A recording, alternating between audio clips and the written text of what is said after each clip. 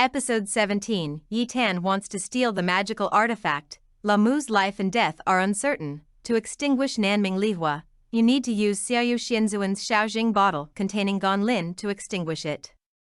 It is said that only this thing can extinguish Nanming Lihua. Most people can't extinguish Nanming Lihua, but they all escape to the lower realm, and it is almost impossible to go to the heaven to get the Shaojing bottle. Yi Tan thought of a way to make the Protoss think that the human race was in trouble, and bring the Shaojing bottle to the lower realm to bring blessings and disaster relief to the human race. The Beast King recognized the imprint of Lingpu Patriarch on the magic weapon.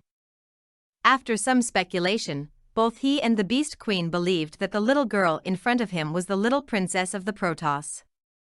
In order to win over Ziwu and Di Longjue, the Beast Master and the Beast Queen pretended not to know her identity, and quickly changed their faces towards Ziwu, and they didn't allow her to explain her identity, and asked people to take her down to rest in a few words. I don't think it's wrong. Yi Tan put Wei Yuyan in the sky, which shocked the national teacher of the human race, and immediately reported the matter to the Emperor. The Emperor immediately wrote a book to the Protoss, and asked the Protoss to go down to pray for the human race in advance.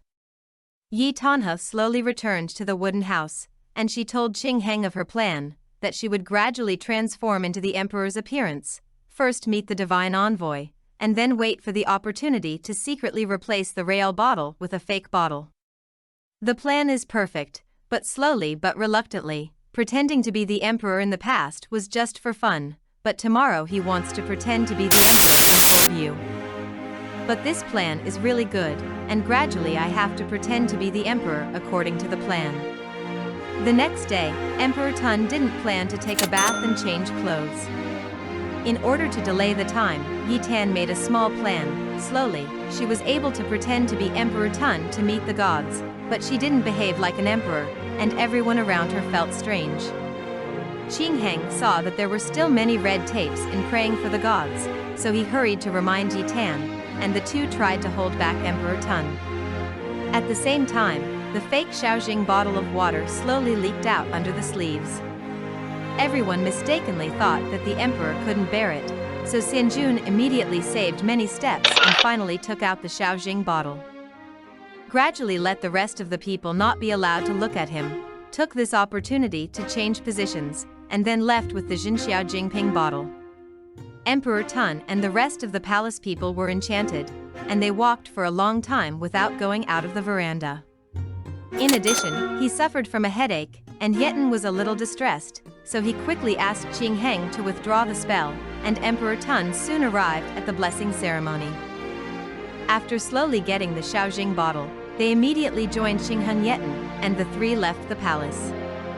By chance and coincidence, neither Emperor Tun nor Xianjun found anything unusual, let alone that Xiao Jingping had been stolen. Luo Mo waited happily for Yetin to come to put out the fire, but it was Xiaofeng and Gu Haichao who waited. As soon as Xiaofeng saw Luo Mo, he knew that he was not Xiaodian Yuqin, but a Xiaodian Yuqin divine consciousness. Presumably Yi Tan went down to earth to collect fragments of divine consciousness to revive Xiaodian Yuqin. Luo Mo is far from being Xiaofeng's opponent, and Xiaofeng easily defeats Luo Mo, and Susui rushes to stop him in time with Qing Kuei.